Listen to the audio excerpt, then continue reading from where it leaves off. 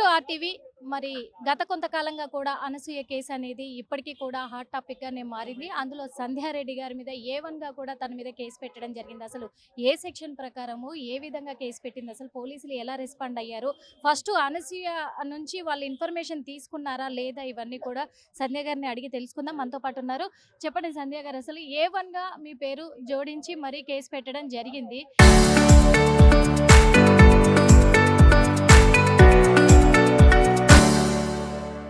అంటే ఒక వస్త్రాధారణ మీద వచ్చిన ఇష్యూ ఇదంతా కూడా.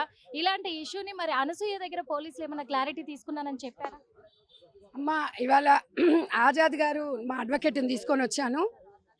నేను మహిళల ఆత్మగౌరవం గురించి అడిగానమ్మా. ఇవాళ మహిళల ఆత్మగౌరవం కోసం నేను ముందుకు వచ్చిన. ప్రశ్నిస్తే కేసులు పెడుతుంది అనసూయ. నిండుగా కప్పుకోమంటే కేసు పెట్టడం అనేది కరెక్టా? ఇవాళ తెలుగు రాష్ట్రాల మహిళలందరిని అడుగుతున్నా. సమాజంలో మీ తీర్పు అంతిమ తీర్పు. నేను మదర్ ఫౌండేషన్ చైర్పర్సన్గా మాత్రమే స్పందించాను, ఒక మహిళగా స్పందించాను. నా వెనకాల ఎవరో ఉన్నారు అని ఏం లేదు. నేను సమాజంలో మహిళలకి ఒక ఫౌండేషన్ ద్వారా 3 లక్షల మంది మహిళలకి కుట్టు శిక్షణ కేంద్రాలు పెట్టి ఒంటరి మహిళలకు అండగా ఉన్న వ్యక్తిని నేను. సో నేను అదే మా మహిళలకి ఏం చెప్తున్నా అదే నేను మీడియాలో మాట్లాడిన ఆ రోజు. ఇందులో ఏ ఉద్దేశం లేదు. దీంట్లో నేను అనసూయ పేరు కూడా పెట్టలేదు. ఆమెనే నా దగ్గరకు వచ్చి నా మీద కేసు పెట్టడం, అందులో A1గా పెట్టింది. నువ్వు A1గా పెట్టినా, B1గా పెట్టినా, C1గా పెట్టినా భయపడే వ్యక్తి సంధ్యారెడ్డి కాదు. సంధ్యారెడ్డి అనే వ్యక్తి ఒక శక్తిగా ముందుకెళ్తుంది. నేను ఒక్కటే అనసూయ, నువ్వు మారుతావు అనుకున్నా, నీలో మార్పు వస్తుంది అనుకున్నా. నేను ఒక 2 పిల్లల తల్లివి.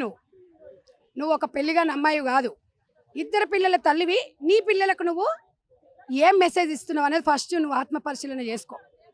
ఇవాళ చాలామంది ఇండస్ట్రీలో ఉన్నారు, ఎవరు స్పందించలా. నువ్వు ముందుకొచ్చేసి నువ్వు ఏదో ఫైట్ చేస్తున్నాను.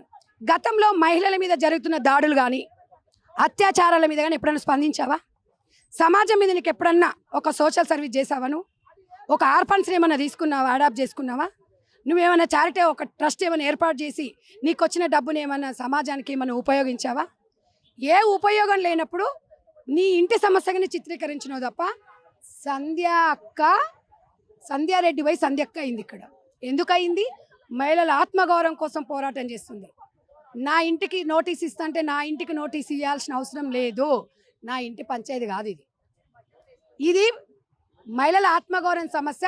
నాకు పోలీస్ డిపార్ట్మెంట్ మీద నమ్మకం ఉంది, గౌరవం ఉంది. నేనే పోలీస్ స్టేషన్కి వస్తాను వచ్చి తీసుకున్నా. నేను నీలాగా ఇంట్లో పడుకొని ఏడ్చుకుంటూ కూర్చోలే. అనేటివన్నీ అన్నావు, మళ్ళీ ఏడ్చుకుంటే ఎందుకు కూర్చున్నావమ్మా నువ్వు? ఒక్కటి చెప్పు సిస్టర్. అంటే ఇదే కేసులో కూడా సెక్సువల్ హరాస్మెంట్ అని కూడా యాడ్ చేయడం జరిగింది. అంటే ఏంటి ఆ ఉద్దేశం ఏంటి? అసలు అనసూయకు అంత మనోభావం దెబ్బతినేలాగా ఏమో నాకు తెలియదు అమ్మా. అది పోయి అనసూయని అడగాలి. మీ మీడియా దగ్గరికి అయితే రాలే. ఇప్పుడు ఆమె ఇంట్లో ఉన్నది మీకన్నా సమాజం మీద బాధ్యత ఉన్న వ్యక్తి అయితే మీకు 10 సార్లు వచ్చి మీ ముందరికి వచ్చిన ఆమె వచ్చిందా చెప్పండి. మరి ఆమె ఎవరికి ఇన్స్పిరేషన్ అమ్మా? ఎవరికి ఇన్స్పిరేషను? ఎవరికారే ఇన్స్పిరేషన్? మరి ఆమె స్పందన ఆమె చెప్పింది. నా స్పందన నేను చెప్తే కేసు ఎట్లా పెడుతుంది? నేను ప్రజాస్వామ్యంలో ప్రజాకోర్టులో తేల్చుకుంటా, లీగల్గానే వెళ్తాను. నేను ఇక్కడి నుంచి లీగల్గానే వెళ్తాను నేను. ఎందుకంటే ఇప్పుడు లీగల్గానే మనం 41 CR పెట్టింది కదా, దానికి వివరణ కూడా ఇవ్వాలని చెప్పారు. డెఫినెట్గా ఇక్కడ నుంచి ఇండస్ట్రీ మీద కూడా సినిమాల ప్రభావం అనేది ప్రజాస్వామ్యంలో ప్రజల మీద బాగా ప్రభావితం అవుతుంది. బాధ్యతగా వెళ్ళేసి నేను సినీ ఇండస్ట్రీ వాళ్ళకు కూడా చెప్తున్నాను. కాబట్టి ఇలాంటి వాళ్ళు ఉన్నంత వరకు సమాజంలో అనేది మార్పు రాదు. మార్పు రావాలంటే నా ఒక్కదాని నుంచి కాదు, సమాజంలో అందరము ఒక బాధ్యతగా తీసుకుంటేనే మార్పు వస్తుంది. కాబట్టి ఒకటే చెప్తున్నా, నువ్వు మారవనేది అర్థమైంది. ఎంతమందిని ఇలా సమాజంలో మీరు చెప్పినాయి అమ్మా, మీరు సోషల్ మీడియాలో పెట్టినే బయటకు వచ్చాయి. దానికి మేము స్పందించాం. మేము మాట్లాడలేదు. మీరు ఎందుకమ్మా ఇన్స్టాలో పెడుతున్నారు కాబట్టి మేము మాట్లాడాం. మీకు అర్థం కాంది ఏంటంటే, మా ఇష్టం మా బట్టలంటే మీ ఇష్టం మీ బట్టలే మేడం, మేమేం కాదనట్లేదు. పబ్లిక్లో పెట్టకండి. ఒకవేళ పెట్టిండ్రు అనుకోండి, పబ్లిక్ ఇట్లానే మాట్లాడితే వాళ్ళ స్వేచ్ఛను హరిస్తావా? వాళ్ళ మీద కేసులు పెడతావా? నీ స్వేచ్ఛ నీకున్నప్పుడు మా స్వేచ్ఛ మాకుండదా తల్లి? ఎందుకు అర్థం చేసుకుంటలేవమ్మా? నీ పన్ను చేసుకో తల్లి, నీ ఇష్టం ఉన్నాడు తిరుగు. నిన్ను ఎవడన్నాడు? నిన్నెవరైనా ప్రశ్నించారా? నీ పేరు పెట్టారా? తగుదినమ్మా అంటే ఎవరి దొంగ అంటే గుడ్డ బట్టలు దొంగ అని ఊరికొచ్చినావు. నీ కేసులకు భయపడే వ్యక్తి సంధ్యారెడ్డా? అంత లేదు. అయితే అనసూయను టార్గెట్ చేసి ఇక్కడ సంధ్యారెడ్డి మాట్లాడుతున్నారు. ఈ మాటలకు అనసూయ హట్ అయిపోయింది కాబట్టి తను ఏదైనా చేసుకోరా అంది అఘాయిత్యం చేసుకుంటే అమ్మా, దానికి ఒక్కటి బాధ్యత చెప్పమ్మా, ఎవరు అంటున్నారు? నేను కూడా ఇంట్లో ఇప్పుడు నేను కూడా ఈరోజు నన్ను రోడ్డు మీద తీసుకొచ్చిర్రు. వీళ్ళ మా మనోభావాలను దెబ్బతీశారు. మేమేమి ఎవరిని టార్గెట్ చేసి మేము చెప్పలేదు ఇక్కడ.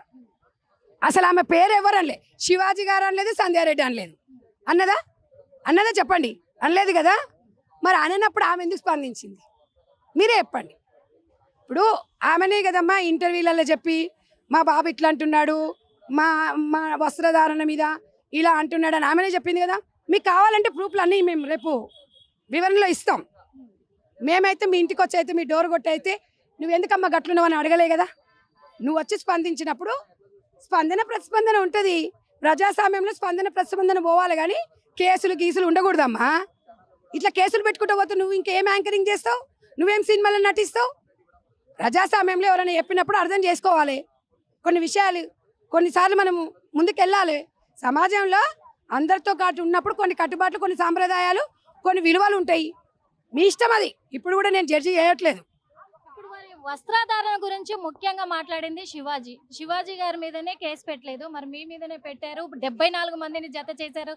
దీనికి కారణం ఏమై ఉంటుంది? ఒకటి చెప్పండి అమ్మ, ఇప్పుడు అసలు అనసూయ సిగ్గు చేసింది మొత్తం శర్మ మీద కూడా కేసు పెట్టలే, సంధ్యారెడ్డి మీద పెట్టింది.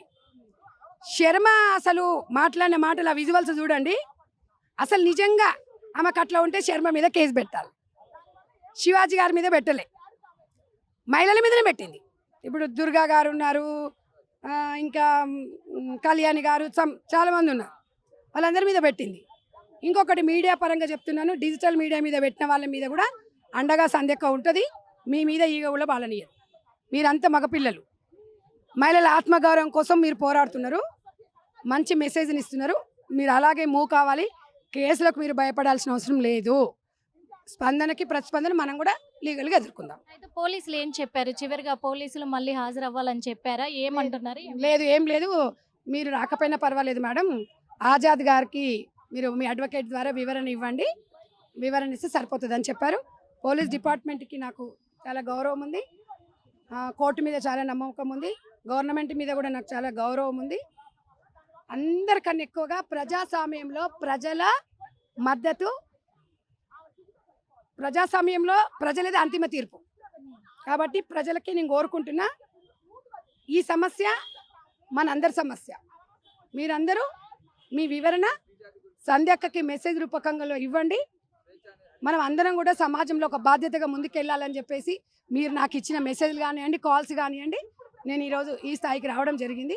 కాబట్టి మేమందరం కూడా ఒక మంచి జీవితాన్ని ముందుకెళ్ళాలి. మహిళలందరం ఆత్మగౌరవంతో పోవాలి. ఇప్పటికే అత్యాచారాలు, హత్యలు జరుగుతుంటే చాలా ఇబ్బందికరంగా ఉంది మహిళల పైన. కాబట్టి మనం కొంచెం జాగ్రత్తగా ఉండాలని చెప్తున్నాను. అట్ ద సేమ్ టైం మగవాళ్ళందరూ సమాజంలో చెడ్డవాళ్ళు కాదండి. అలా అని చెప్పేసి అందరు మగవాళ్ళని కూడా మనం అనకూడదు. కరెక్టే, రేపులు జరుగుతున్నాయి, అత్యాచారాలు, చంపుతున్నారు, ఎన్నో జరుగుతున్నాయి, ఎన్నో దాడులు అవుతున్నాయి. కాబట్టి వారికి కూడా, మగవాళ్ళకు కూడా ఒకటే చెప్తున్నాను, దయచేసి క్షణికావేశంతో ఇలాంటి నిర్ణయాలు మీరు తీసుకోకూడదు, మహిళలను ఇబ్బంది పెట్టకూడదని ఇవాళ నా అన్నదమ్ముల్లో కూడా చెప్తున్నా. కాబట్టి మహిళలను కూడా మనం ఒక మహిళగా ఉంటేనే చాలా స్వచ్ఛందంగా ఉంటాం. మహిళ అంటే భూదేవి, భూదేవి అంటే మహిళ. కాబట్టి మనం కొంచెం ఓర్పుతోని సహనంతో ఉండమన్నాం. కానీ మిమ్మల్ని స్వేచ్ఛంగా ఉండొద్దని ఎవరు చెప్పట్లేదు, స్వేచ్ఛగా ఉండండి. But at the same time బాధ్యతగా ఉండండి. మహిళల ఆత్మగౌరవాన్ని గుర్తుపెట్టుకోవాలి. ఆత్మగౌరవం అనేది ప్రతి మనిషికి అవసరమని సంధ్యక్క మదర్ ఫౌండేషన్ నుంచి చైర్పర్సన్గా చెప్తున్నా. Local to global news at your fingertips. మీ చేతిలో ఒక ఆయుధం. Download Raw TV app. Media legend Ravi Prakash is back.